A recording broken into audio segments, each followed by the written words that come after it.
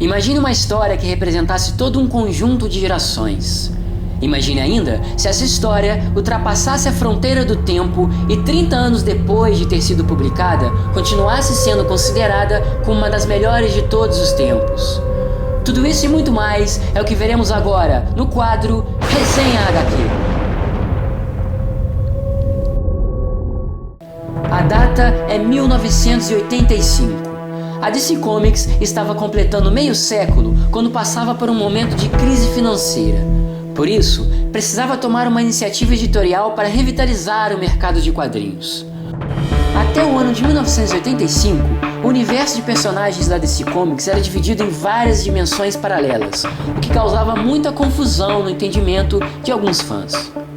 Diante deste quadro, enxergando a considerável perda de leitores ocasionadas pelas inúmeras terras paralelas, a DC se encontrou na necessidade de produzir mudanças mais do que radicais.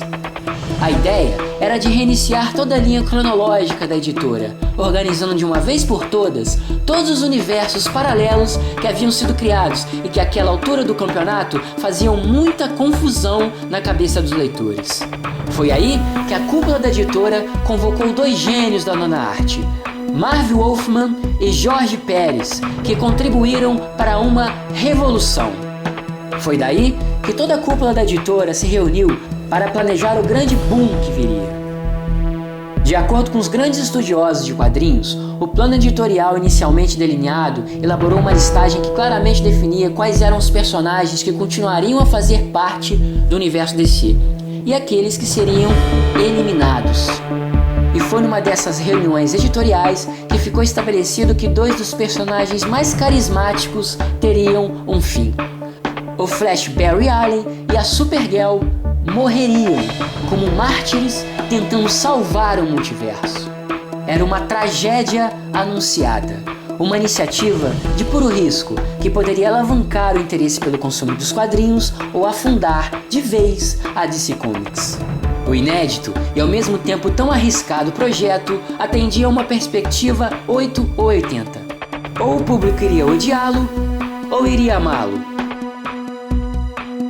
Então chegou o grande momento. Crise foi publicada em abril de 1985 e foi simplesmente um estouro. 2015. 30 anos depois, a saga continua sendo considerada como uma das maiores e melhores histórias em quadrinhos de todos os tempos.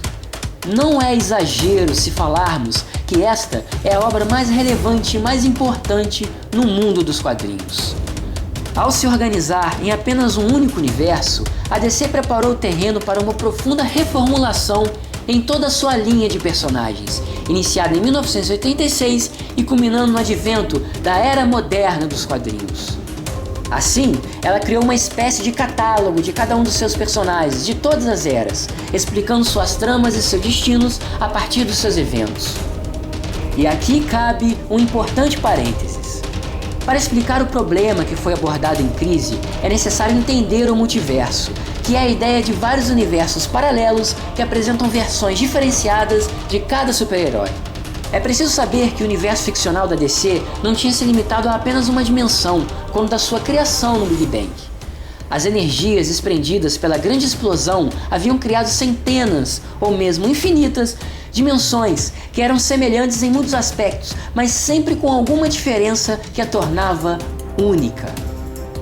Dentre as centenas de dimensões gêmeas catalogadas, destacavam-se as Terras 1, 2 e 3, sendo a primeira habitada pelas versões da Era de Prata dos principais heróis e heroínas da DC, onde, por exemplo, o Flash era Barry Allen e o Lanterna Verde era Hal Jordan. Já a segunda servia de lar às suas respectivas contrapartes, com origem na Era de Ouro, onde, neste caso, o Flash era Jay Garrick, o Lanterna Verde era Alan Scott e a Liga da Justiça ainda se chamava Sociedade da Justiça da América.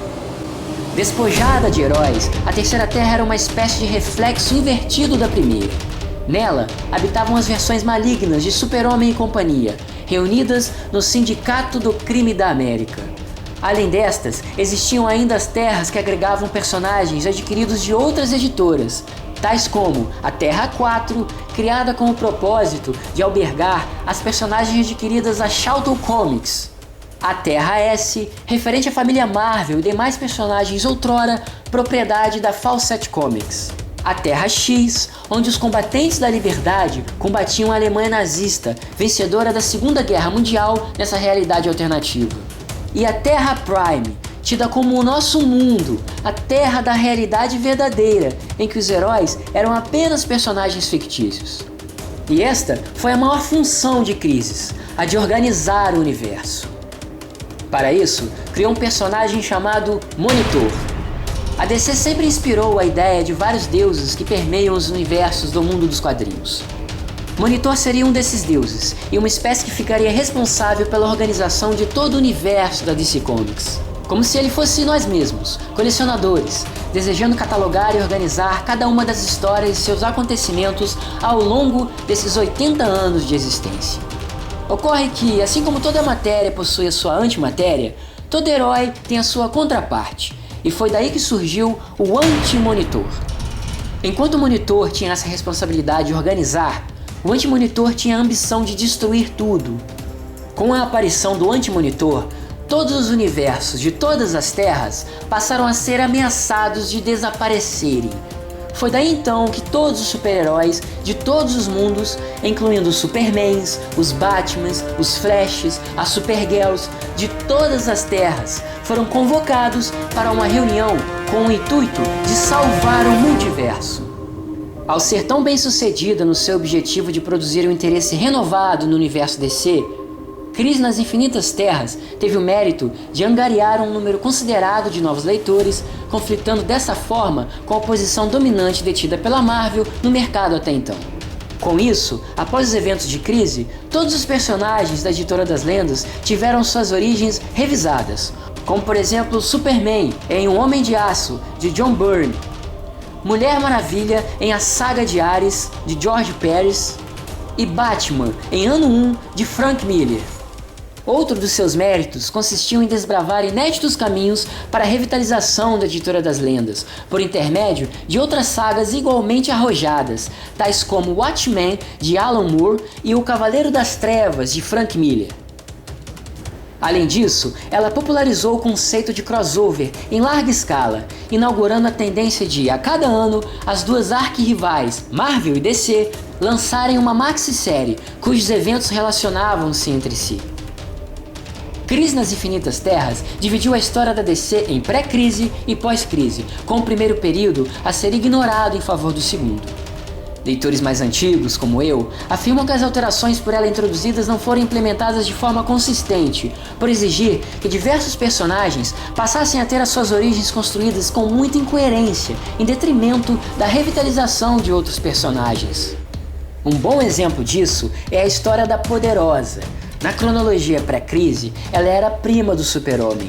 Com a reformulação ocasionada pelos eventos de Crise, ela passou a ser retratada como uma descendente de um antigo mago Atlante, que em razão de seus poderes, acreditava ter um grau de parentesco com o herói kryptoniano.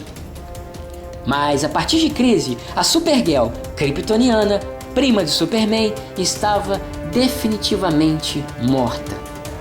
De qualquer forma, essa trama é cheia de batalhas lindas de se ver, mostrando que, no fim, a guerra contra o Anti-Monitor foi vencida pelos heróis, que salvaram o multiverso. O espaço-tempo é desfeito e os vários elementos das 5 terras existentes anteriormente são fundidos na única e nova Terra, unificando assim as sagas da DC que viriam pela frente. E isso é o que veremos nos próximos vídeos deste canal, que vai sendo tomado pelas obras-primas da nona arte. Portanto, inscrevam-se e fiquem ligados nesse canal, que agradece a sua audiência e deseja vida longa no mundo dos quadrinhos.